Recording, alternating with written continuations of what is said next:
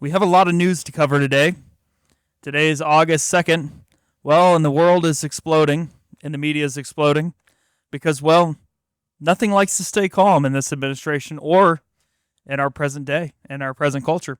Aaron, you've got the stories for today. Why don't you take us away? Thank you for joining us, guys. Here on Spiritual Insurgency, we think it's imperative that there is a source for the church to go over the news stories that I think are close to the heart of God, that are close to the church, not necessarily what gets clicks, not necessarily what fits some paid-for narrative by some billionaire oligarch, but simply the truth that matters to the church. So we curate headlines that we feel the Holy Spirit and our own spiritual discernment should be near and dear to the church. So let's jump into it. Newsom seethes after Ninth Circuit nixes California ammunition law, according to Newsmax. The state of California attempted to make it illegal, or not illegal, but require a background check in order to buy ammunition. A three-judge panel of the Ninth U.S. Circuit Court of Appeals ruled 2-1 on Thursday to uphold a lower court's preliminary injunction against enforcing the law. And so I think this is great. This is constitutional. We obviously have a right to defend life, liberty, property. The state of California has always been an enemy politically of the Second Amendment, so it's nice to see this happen. What do you think, Jason? Yeah, I think it's very interesting that the Ninth Circuit has kind of stood by some of these decisions when it comes to the gun laws and the Second Amendment. This is a pretty extreme court that in the past has very much sided with the Dems on pretty much everything. But in the last probably decade, we've seen several of these laws overturned by the Ninth Circuit, which is, I guess, encouraging in some way that we're still upholding the Constitution. But we've still allowed gun laws to go far too far. They've taken a mile. And what we've done to remove ourselves from what the original intention of the Second Amendment was and is, and its importance, it is still very concerning. So even though we have wins on occasion, I think we still have to kind of be very cautious about what's going on. America's Sweeney over Sydney Sweeney. Nicole Arbor tweeted, "I love the new Sydney Sweeney ads for American Eagle. Normal hot girls are back. Not porn, not trans, not gay, not obese to make a point, not wearing a headscarf to be inclusive, not political, just a hot girl in jeans. The world is healing." We covered this story earlier this week. Sydney Sweeney, some Hollywood elitist, appeared like it was 1991 again. She's rocking jeans. She's young. She's beautiful. She's white. And she says, "I love my jeans." I think what the implication is some people interpreted it's okay to be white. And other people got really upset by that. Jason, take it away, brother. Yeah, we did cover this. There's a lot of accusation that this new American Eagle advertisement is somehow racist, promoting eugenics, is promoting nothing but whiteness. And I think if we look at marketing and advertisement over the last 20 years, we see that really it's been removed from what we are seeing from American Eagle, even though that was a popular style of advertising back in the 90s. You saw skinny, fit, white men, white women. You can recall back to the Calvin Klein models, and you look today and you see oversized, plus size. That was the trend for a while. LGBTQ influence, a ton of mix of ethnicities, and I've got nothing against advertisements with other ethnicities. Don't get me wrong there. I mean, don't put words in my mouth, but allowing advertisement to speak to a chunk of the population is not wrong. Well, in America, our culture is corporate, one could argue. Our collective culture, our homogenous culture is marketing and popular culture. The advertisements, the popular films, the popular social media, episodic shows, the streaming platforms. This is how we connect with people that immigrated from different countries, different languages, different nations, because the United States is a nation of immigrants. So I think we collectively identify with marketing as culture. And so it's kind of like this return to what I think is natural, which is if the country is a majority Anglo country and it's majority heterosexual and it's majority just valuing traditional beauty, which is people that are in shape and that are objectively attractive, then that's what we should have. And so we're back. LifeSiteNews.com Representative Gosar reintroduces bill to end vaccine manufacturer protections from injury lawsuits. It would empower Americans injured by vaccines to sue the companies behind them for damages. Quote, big drug companies are making huge profits while people who are hurt by vaccines can't get justice in court, Gosar said, according to KWC. To change that, H.R. 4668 is meant to, quote, amend the Public Health Service Act to end the liability shield for vaccine manufacturers. And I remember when the COVID vaccine was rolled out back in 2020, the thing that stood out to me was legal immunity.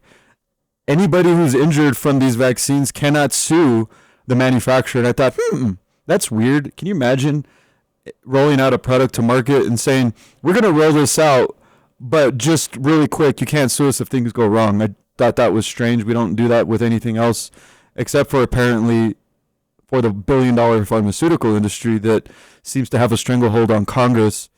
Obviously, I support this. I think that if you make a bad product and it hurts people, you should be able to sue and people should be held accountable. I think it's ridiculous that we even have to introduce bills to undo what I think was really pernicious, really wicked legislation providing legal immunity to the pharmaceutical companies. Jason Lupo, you have the floor, sir. Well, I think that as a country, there's been a general push to minimize the amount of pharmaceutical advertising that takes place. I mean, we have advertisements for pharmaceuticals popping up all the time. Television, radio, you name it. All with that long list of side effects that typically includes death and a ton of other things that you probably don't want to happen to you. Right. And so, when it comes to advertising, similar to the conversation we just had when it came to American Eagle, I mean, you're looking at the public, and we've already outlawed things like tobacco advertising. But here we have pharmaceutical companies who are using their exemption, quote unquote, and their large lobbying budgets to basically force pharmaceutical drugs down Americans' throats. Did you hear what happened in Cincinnati this weekend, Jason? I did. Cincinnati assault. Apparently, it was a jazz festival. Some are calling it an R&B festival, predominantly black. Blacks were in attendance. There were some white families, some white couples, and this white woman was completely knocked to the ground. People are looking at this and saying that this was a hate crime. Motanias, Merriweather, 34, and Dekra Vernon, 24, were arrested Tuesday night. Both faced felonious assault, aggravated riot, and assault charges. Third suspect, Jermaine Matthews, was taken into custody overnight, charged with aggravated riot and assault. Police say charges have been filed against two or more people. A lot of people are saying had the tables been turned, had this been, say, call it a country western festival, and there were, let's say, a few black people in attendance and they were attacked and called racial names, I think this would be front page news and there would probably be rioting in major cities. Do you see the race angle that the reaction is getting played out right now, Jason? I think that there definitely could be some race-related crime that took place in terms of that this might have been targeted against a specific racial group. We've seen the same thing happen oftentimes in the Christian community, right? Like, we're fast to call something a hate crime when it's, Muslim or whatever, and somebody's being attacked. And we're very slow to call it a race crime when a Christian organization gets their property destroyed, as happened in Colorado Springs during the BLM riots and during Antifa. We're very quick to call something a race crime or a hate crime when it involves the Jewish community, when it involves the black community, but not when it involves Caucasians. Well, to make it more look like this is a race-related issue, we had a black Cincinnati city councilwoman saying that the white victims deserved the brutal beatdown. Quote, the white victims, quote, begged for that beatdown. The 3 a.m. brawl, which has since gone viral, shows a mob largely black stomping and punching a white man and woman outside a downtown bar. The man is seen bloodied on the pavement. The woman who tried to intervene was knocked unconscious. Some attackers shouted racial slurs during the assault. They begged for that beatdown. I am grateful for the whole story. Councilwoman Victoria Parks appeared to comment on Facebook responding to footage of the Saturday attack. 5 people have been charged. Let me be clear. It was said by the Cincinnati police chief at a press conference, anyone who put their hands on another individual during this incident in an attempt to cause harm will face consequences. I don't care what side, et cetera, et cetera. So, I mean, the fact that they're shouting racial slurs and you have a black councilwoman saying they deserved it without any context definitely looks like this was race-related. Would never go the other way around, Jason, would it? 100%. And you also have a mayor that was slow to respond, a mayor that was not present in the aftermath. It's the whole thing's a mess. But the city councilwoman, she deserves to be removed from office. I hope that they recall her, or at the very least, do not vote her in again. But that's the nature of these political officials that could care less about human life and could care less about law and order and rather care about pushing some political agenda, which is not what they're elected to do. I mean, they're elected to provide law and order, to take care of the necessities of the public, which is land, which is common space, utilities, oftentimes in many cities, law and order, police, fire, EMS. I mean, that's what they're elected to do. And instead, all they want to do is push their radical agendas and their radical ideologies. Tesla's next generation chips will not be made in Taiwan, but in Tejas, aka Texas, in a $16.5 billion mega deal. Elon Musk just made Texas the AI chip capital of the world. This isn't just about cars, it's about recovering American dominance in the chip war. It's been confirmed. This is a long-term agreement with Samsung, one of the largest deals ever. Taylor, Texas will have this cutting-edge facility. Musk called the agreement size, quote, a minimum commitment. That's, I think, a little bit of a flex. He calls it a minimum commitment, $16.5 billion. I find it interesting, too, because it was also Elon Musk's decision to leave the golden state of California for Texas. Texas seems to be inheriting quite a bit of fortune from Mr. Musk. Would you say, Jason? Texas is inheriting a lot from Elon Musk. I mean, they basically created their own city, right? Elon Musk created his own city down in Texas. The upside is we can't ignore the economic impact that it's had in Texas, which is bringing plenty of jobs, bringing plenty of tax revenue. I mean, the state of Texas is probably plenty grateful for Elon Musk being there. And now we're seeing that under the Trump administration, with this push for bringing back American manufacturing, this is just one of many examples of trying to bring back and make America great again in a manufacturing space and less reliant on foreign countries and in imports. And I also think this is in response to China's tech giant, I can't pronounce Chinese, Xiaomi, launched its YU7 electric SUV with 200,000 orders placed in under 3 minutes.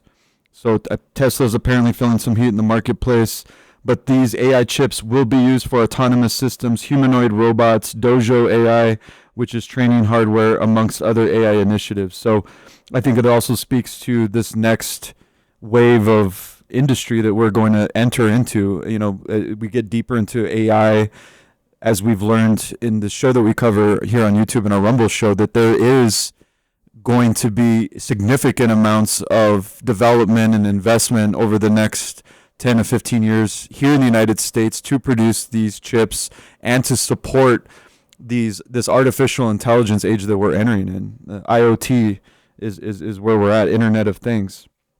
Marjorie Taylor Greene introduced the Clear Skies Act, which allows citizens to report suspicious activity. HR 4403 is a bill that was introduced on July 15th, aiming to ban all forms of weather modification and geoengineering in the United States, including cloud seeding and solar radiation management. The act would criminalize such activities, imposing penalties of up to $100,000 in fines and or 5 years of imprisonment per violation, while also repealing existing federal authorizations for weather modification operations. It mandates that the Environmental Protection Agency, in coordination with NOAA, the NOAA, and the FAA, to establish a public reporting and investigation system for alleged infractions. The bill has been referred to the House Committee on Energy and Commerce. Jason, I know you're biting at the bit. What are your thoughts, man? MGT. The big thoughts are the ones that I put out in the conversation that we had on this a couple weeks ago, which got quite a few responses. Actually, we got some emails and emails to Crawford that came back to us. I mean, I am absolutely thrilled that we are taking some steps in making sure that if we are charting uncharted territory when it comes to weather modification, that there's accountability, number one, but number two, that we're stepping back and asking the questions whether or not we're doing more harm than good. And I think when you have billions and billions and billions of dollars, private and federal funds and state funds going towards modifying the weather, we need to be asking these questions, and we need to ask the questions whether or not what we are doing up in the air to these clouds is causing some of the catastrophic events that's taking place around this country. It has to happen. I mean, we've been seeing the chemtrails forever. They've been gaslighting us. It doesn't exist. You're a conspiracy theory. So now that we can actually have a conversation about it, I think is tremendous progress for us as a society and as a culture. I did see this. I'm on Gab.com. I recommend everybody sign up for Gab. It's a free social network on Gab. Someone that I follow named Siri, S-E-R-E, Gabbed, posted, the U.S. government issued an official report admitting that COVID-19 was man-made. That means it was mass murder. And I just thought it was an interesting reminder because we never actually parked on this story. It came out through congressional testimony that the Wuhan lab manufactured the COVID-19 vaccine. Senator Rand Paul applied tremendous pressure against Fauci under oath. It all came out. I think this is a great summation of the fact that, the government admitted to committing an act of mass murder, and we just kind of moved along like, oh yeah, bioweapon, no big deal. A little bit of cognitive dissonance, a little bit of programming, in my opinion, that, we can all obsess about what I would argue trivial matters like, isolated incidents at a local level, but then they roll out a bioweapon at a mass level, murder, thousands, tens of thousands of people, and it's like we're not even given the opportunity to have this conversation. So here's the massive problem. Okay. Number one, not only did we not really publicly acknowledge the fact that we had a mass murder, but number two, we allowed for these research labs to continue. We haven't stopped them. And in fact, we've grown them. Yeah. We actually, in the middle of COVID, placed another lab here in Colorado in Fort Collins. And you combine that with what we're doing with the human genome projects that are going on, where we're collecting all of this human genome information and trying to pinpoint in genetics where somebody is susceptible to, let's say, an illness like diabetes, etc. And then you take that information and now you can target a specific portion of the population with a virus that you can create. This is not some conspiracy. This is what is plausible. This is what is feasible. This is probably what happened during the COVID crisis. If you look at what portions of the population were, harmed at a greater degree than the rest of the population. Diabetics, overweight people. These are all people that take large tolls on healthcare systems, particularly in China. And so if China was looking for a way of maybe reducing their population and reducing the population around the world, maybe by, here's the conspiracy, by some foreign conglomerate trying to decrease the population, they could have done so and done it in a way that targets who in the population is a large drain on the public healthcare system. And I can't help but think about the Communist Manifesto and the mindset of our enemy. They are eugenicists. They are antichrist disciples of the father of lies. They celebrate a culture of death. And if you read the Communist Manifesto, if you read Marxism, it's deeply embedded into eugenics. A lot of these technocrats that are ushering in this age of AI are eugenicists. You look at, Bill Gates. And so one of the things that I can't help but think is that this was an opportunity for eugenicists en masse to exterminate lots of people that were under their control that they deemed, similar to the eugenist Nazi Germany doctors, as feeble, as less desirable. The Obamacare law was written in a manner that mirrored this ideology, this spirit of death. So I look at the ventilators, I look at the mass murder in the hospitals, and I can't help but think this was a eugenics program. Do you think I've gone too far into InfoWars world in that thought process? I don't think that you've gone too far. I mean, these are, when you start looking at the information that's available, which is all public, right? None of this stuff is happening in the dark, behind the curtain. That's what's incredible about so much of what's going on presently, is it's happening right in the face of the public. I mean, we already know that some of the largest labs that have human genome sequencing projects have released them to researchers, which means they're readily available. They're not readily available to the public. You still have to go through some sort of application process to gain access, but it doesn't change the fact that they are letting people have access to this. And it only takes one person to get it in the wrong hands. You have labs that are opening up around the world, in the United States, that are playing with these viruses and have the ability to eliminate a good chunk of society. And then on top of that, you have a pharmaceutical industry, which nobody's talking about the fact that how on God's green earth were they able to produce these quote unquote vaccines as quickly as they did. It just does not make sense, because according to past practice, vaccines took a long time to generate and create, which means that they were probably creating these prior to the release of COVID-19, which we already know because Bill Gates Foundation has been working on this type of vaccine and these vaccines for quite a while. And so you look at all the information which is readily available right in front of your face, and you're not trailing into InfoWars. You're just looking at the information available and going, this does not make sense. Yeah, I mean, The Hill is echoing what Jason just said. This was an article released yesterday on thehill.com. FDA chief says the NIH, the National Institute of Health, quote, brewed up a virus that killed 20 million people. Makari, the NIH chief, when asked by News Nation's Connell McShane about the longevity of the Trump administration's changes to federal health agencies such as the FDA, blasted the previous NIH leadership while floating the theory. He says, quote, look at the NIH. When Jay Bhattacharya came in there, it was a mess. 14% of the grants were descriptive studies on health equity, and the NIH had just funded a lab that brewed up a virus that killed 20 million people worldwide. I mean, this is the sitting NIH chief on a television broadcast saying the government produced a bioweapon that murdered 20 million people. I mean, this is the age that we live in, so I don't think I've gone too far. Now, who is going to really great lengths, and I applaud them, is our neighbor to the north, Wyoming. There's two stories that caught our attention. Wyoming is now the first state in the U.S. to mandate proof of citizenship for voters in all elections. MSN is reporting Mark Elias loses lawsuit against Wyoming's proof of citizenship voting requirements. Mark Elias is an Obama-appointed federal judge.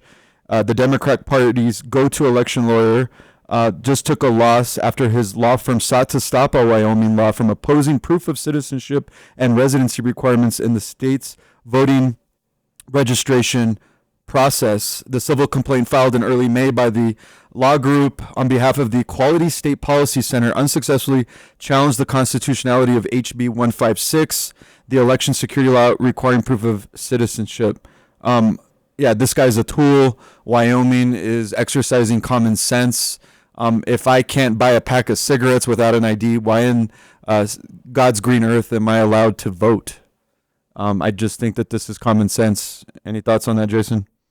Well, I mean, it's kind of funny because when you look at like airports right now, when you are when they're transporting these undocumented individuals across the country.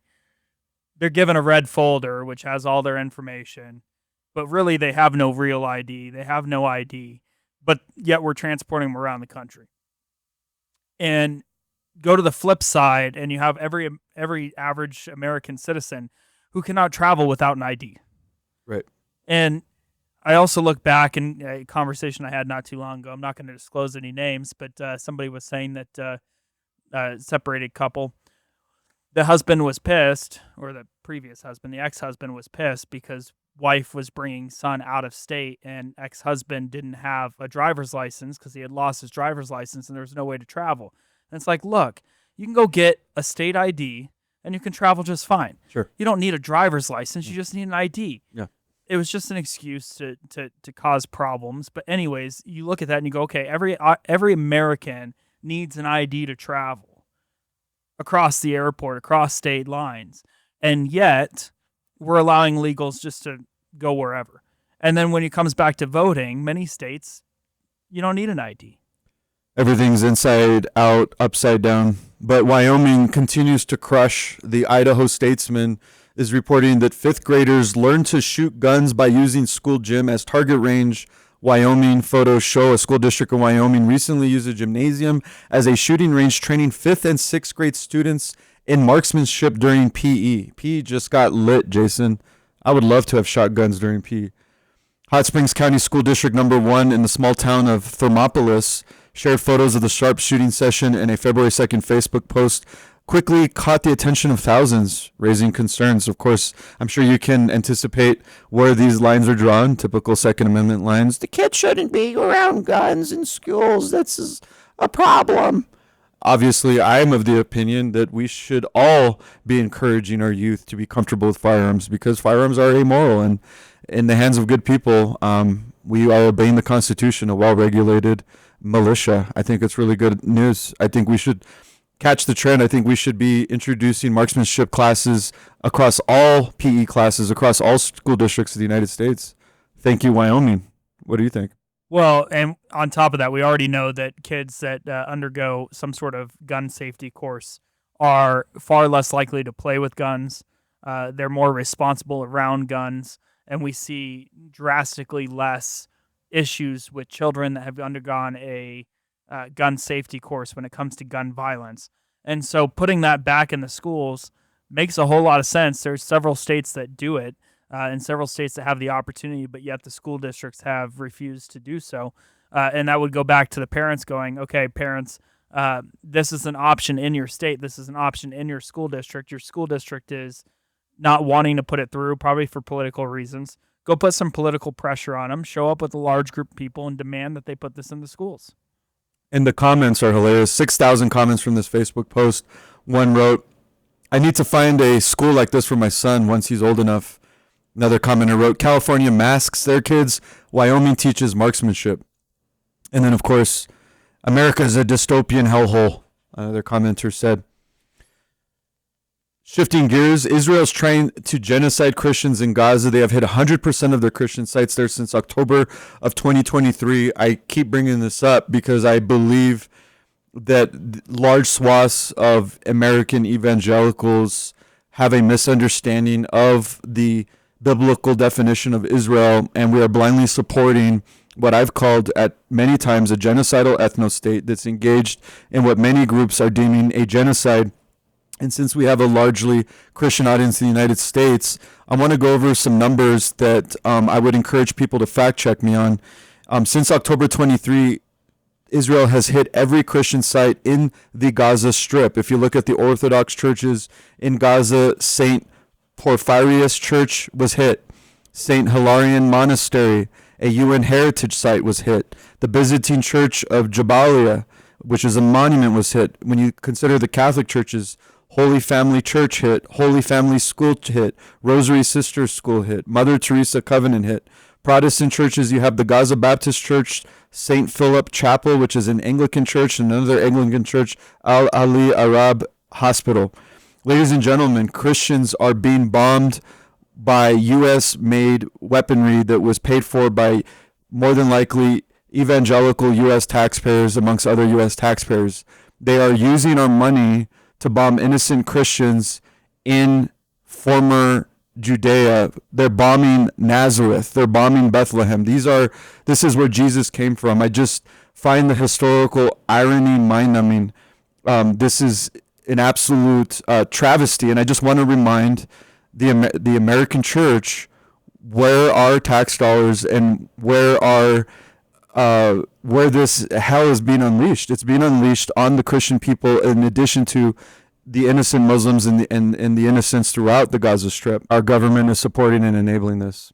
Yeah, it's very sad. I saw a lot of the news articles that came through of Christians being bombed. And I think that it's time to look and go, okay, number one, I thought we were heading towards some sort of peace in the Middle East.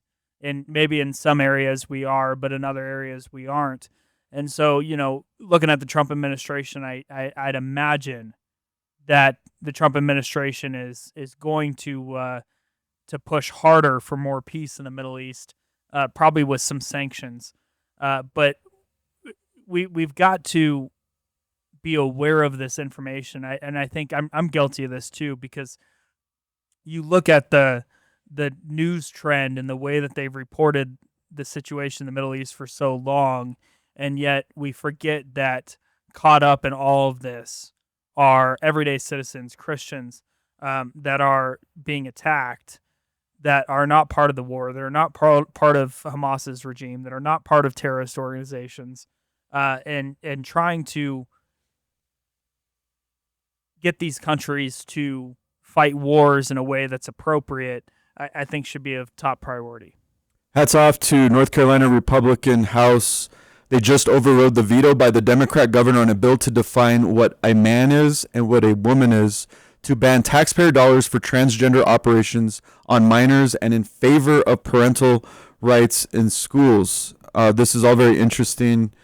This was on the X. You have House Bill 805 that was brought forth by the Republicans there in North Carolina. I think, once again, just common sense, bringing sobriety into absolute chaos. We are going to define man biologically as men, women biologically as women.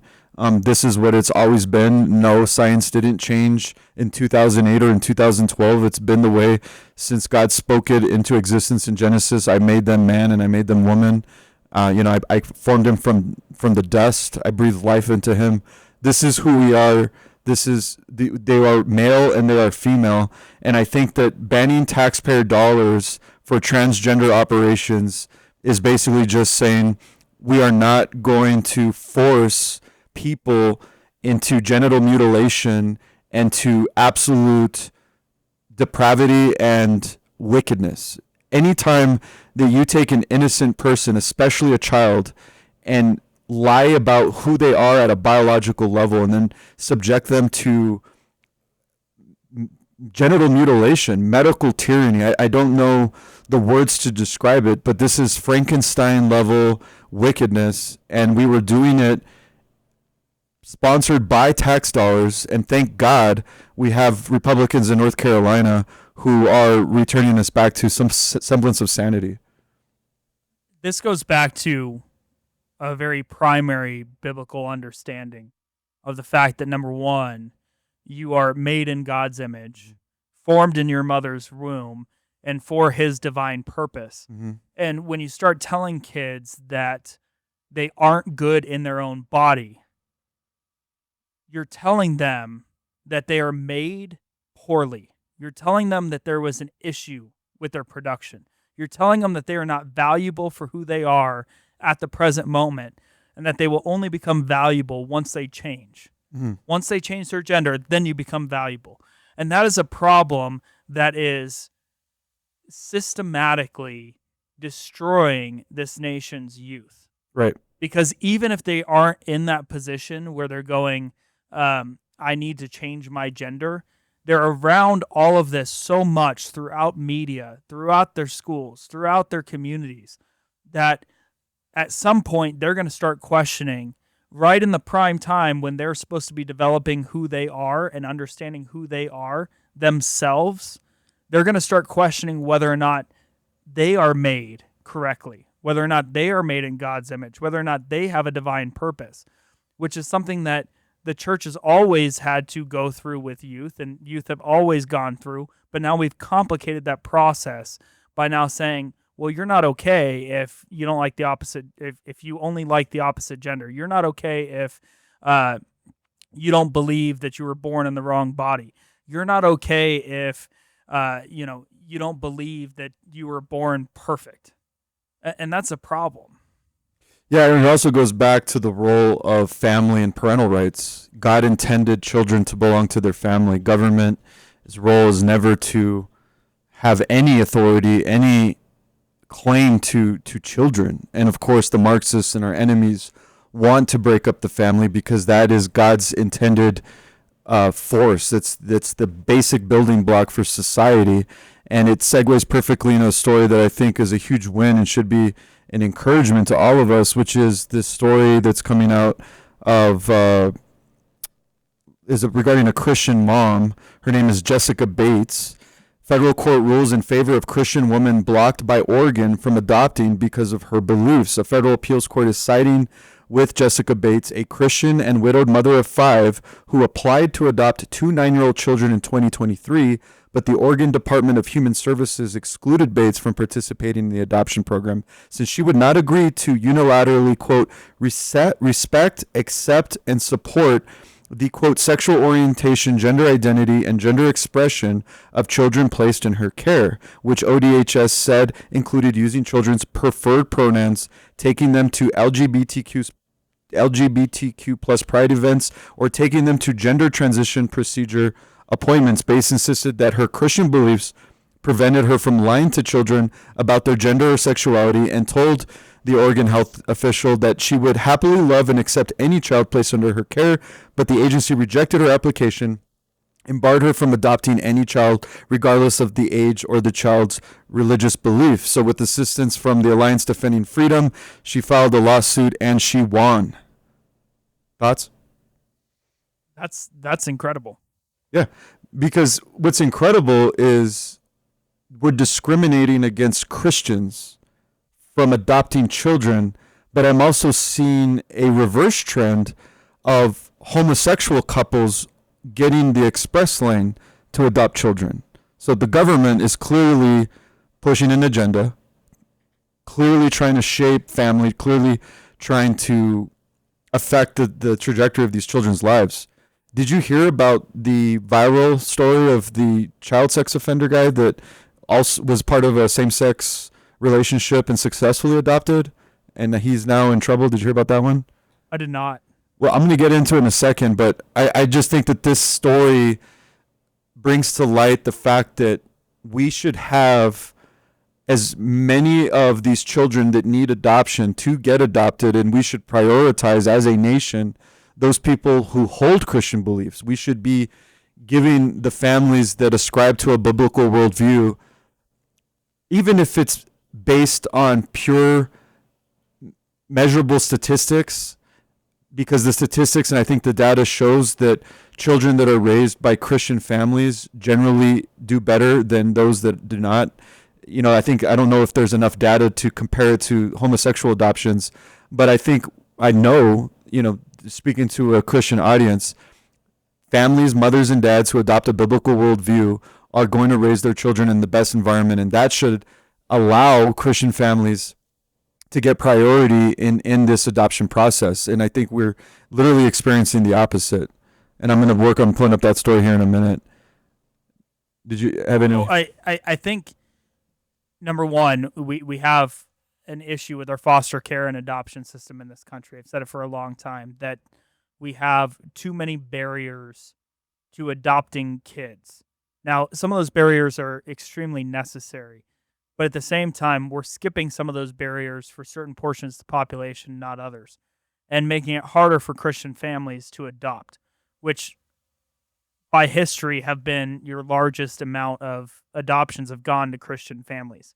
And so, I'm not saying that we need to create an adoption process in the United States where only Christians can adopt.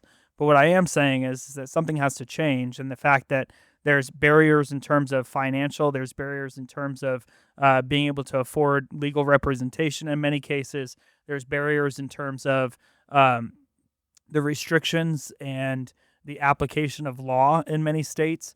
And so we need to make it easier for children to be adopted in this country, for families who maybe can't afford the adoption process to be able to still impact these youth. And on top of that, there's a lot of families who foster, and this sounds really bad, but it's the dead honest truth. They foster because it's another source of income for them.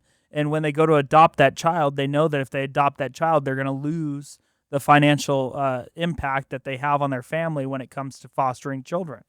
And so we have this incentive to keep fostering rather than adopt in this country, and that's got to change as well.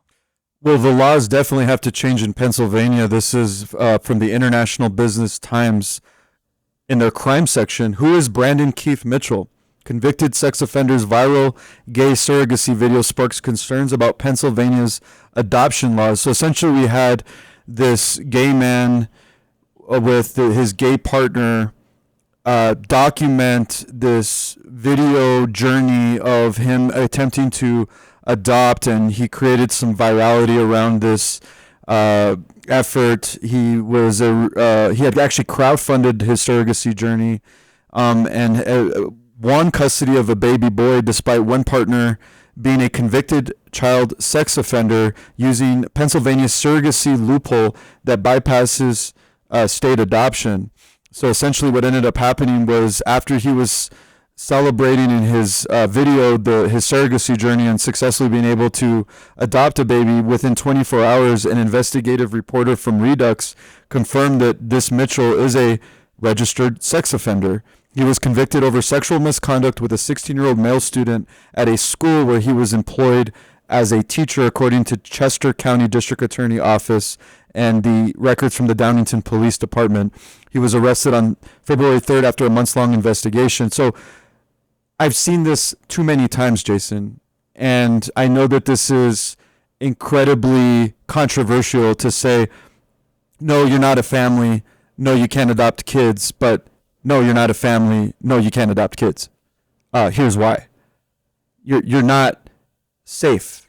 In the fact that we have laws in Pennsylvania that allow loopholes for this, but Christian Bates or Jessica Bates in Oregon has to retain a law firm as a Christian to say, I'm not going to indoctrinate my kid, but this Mitchell character gets to adopt a kid as a sex offender, I think perfectly speaks to where this nation is with respect to its values in within the adoption laws.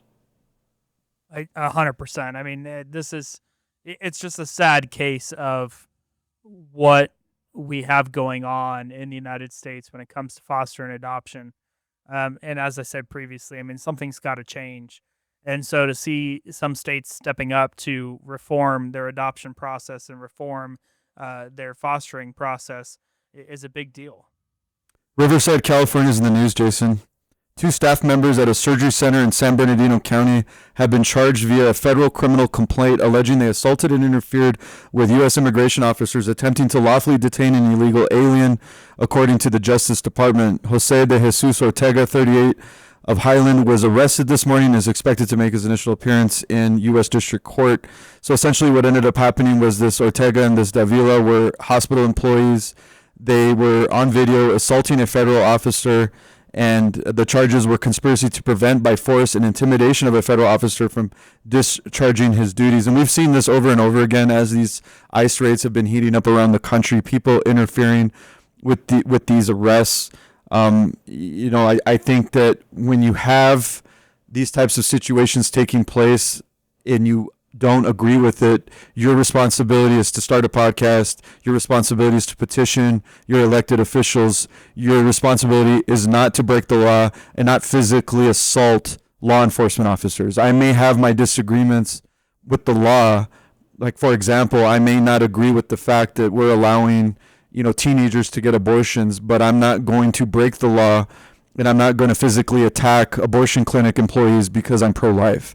I think there needs to be a process, and I hope that these arrests send shockwaves to people that are attempting to interfere with these types of federal arrests. I mean, I've openly been critical on the arrest myself, and I'm not sure if I agree with the process and the procedure, but I can definitely tell you that attacking federal agents is not the way to handle it.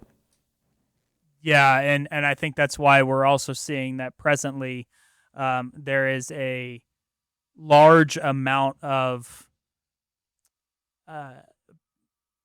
bonus dollars right now. I think it was $50,000 for ICE agents. That's their recruiting bonus right now because they're having trouble recruiting enough ICE agents, and it's a dangerous job at the present moment. That's interesting. Actually, I don't know. Maybe I don't know if they're related, but I thought, is it Tom Harmon? He's the head of the Trump's border czar. Yeah. He was on Fox recently saying that he's been inundated on his LinkedIn with applications. And again, maybe Tom's lying. I don't know, but he's indicated that there's a lot of interest from the public in wanting to be ICE agents. So maybe it's a little bit of both. Maybe they're two separate stories. But nevertheless, the country right now, ladies and gentlemen, I think is in a serious moment of chaos, and we, the people, need to step back and probably seek the Lord in a way that we've never done before in light of all that's coming our way. I think that a lot of what we're experiencing in the news cycle is overwhelming by design. It's designed to get us to a point where we don't know where we are. We're disoriented. There's this idea of informational war. You have kinetic war, which is the physical, the shooting, but then there's an information war. There's psychological warfare. And we live in an information age where Alex Jones famously says, the battle is for your mind. And I think that's true. And I think, that's also indicative of the gospel story. A lot of the disciples were disappointed at Pentecost because, Jesus was killed. Why isn't he coming back? We thought we were going to get our king. They were wanting some sort of kinetic victory. They were wanting some sort of political victory. But what Jesus came to do was to save the captives from sin, which is a heart matter. So I think the war is on our hearts and minds, and we need to really process this information in our prayer closets, because just preparing for this show and doing this show is so overwhelming. I mean, we're rocking this at rapid fire, aren't we, Jason? We sure are. I think this has been a fun show. I think going through these headlines and pretty rapid fire has been entertaining. If you've enjoyed this process, shoot us an email.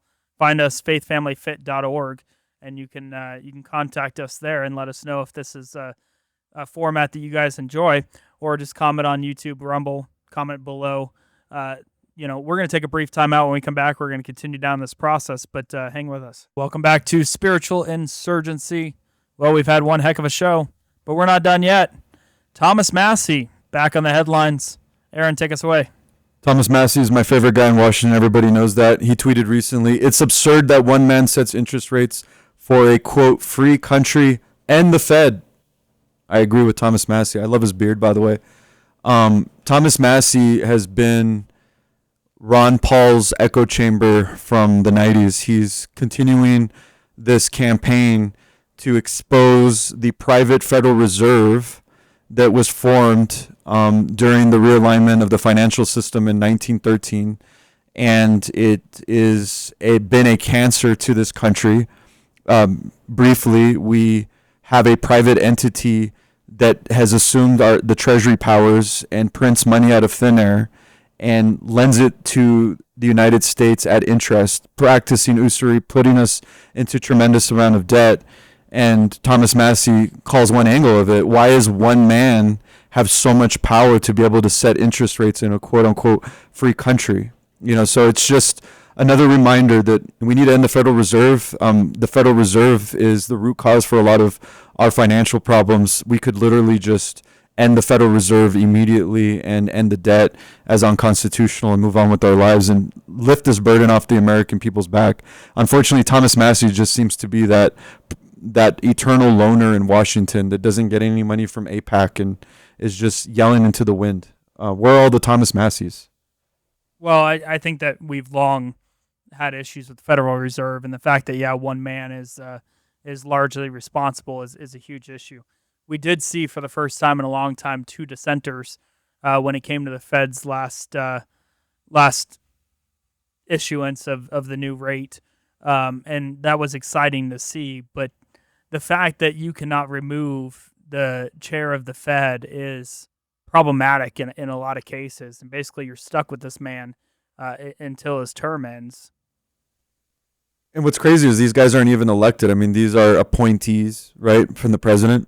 So the president holds all the power in these situations. I just think we're suffering from a lack of ignorance. My people perish for a lack of knowledge. The general population doesn't know where the root problems come from. The American people never had a serious civics class in our public education system actually teaching us where money comes from. I still remember being probably like 5 or 6 years old, holding a greenback in my hand, and I'm in the back seat. My mom's driving, and I asked my mom, "Where does money come from?" I was like, "Mom, where do babies come from?"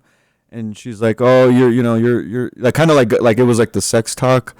I just remember her kind of not being able to give me a straight answer, and she said the government. And I just remember, even as a little guy, trying to wrap my mind around how there could be so much power of minting currency. Like, who does it, and how is it regulated? And just interesting that was the question I had at like 6 years old, and here we are today, and the average 50-year-old doesn't know where money comes from. It's almost like we can't have the sex talk with the kids yet because they're just not mature enough to understand. The adults in Washington will figure this out. Just pay your taxes, work 40 hours a week. I'm sorry, 5-6 days a week, and just keep your head down and do what you're told. I think is what they would rather have us. But his people perish for a lack of knowledge. And I want to close the show with a post that I saw on Gab. This is from Nate Pickowitz. And I think this closes the show perfectly great because it's a call to action. And this is what it says. Christianity needs more dangerous men, not immature, unstable, pugnacious, or unloving. Rather, godly men who cannot be bought or tamed. Men whose allegiance is to Christ and the truth. The prophets and apostles were such men. Pray the Lord sends more. Just in the beginning of the show, Jason and I were talking about, we opened the show about how media shapes culture. And I think one of the themes that we've seen in the programming in the media is the Homer Simpson archetype. The father who's checked out, the father who just doesn't care. He doesn't carry any authority. He's kind of goofy. It makes me think of Married with Children. I know I'm dating myself here. I'm an elder millennial. But in the 90s, we had the Al Bundy archetype, just kind of irreverent, kind of aloof, kind of checked out. That's not who Jesus has called fathers and husbands to be. The righteous are as bold as lions. What does the enemy do? He comes in, and if he's intending to steal, he ties up the strong man first. We are in a culture war, and the main strategy of the devil is to capture the hearts and minds of would-be protectors, would-be defenders, would-be the leaders, would-be the tribal warriors of our time, going into what today is the information war and exposing the evil, overthrowing the tables, whipping the money changers. But instead, what do we have? We have Andrew Tate glorifying hedonism. We have effeminate men.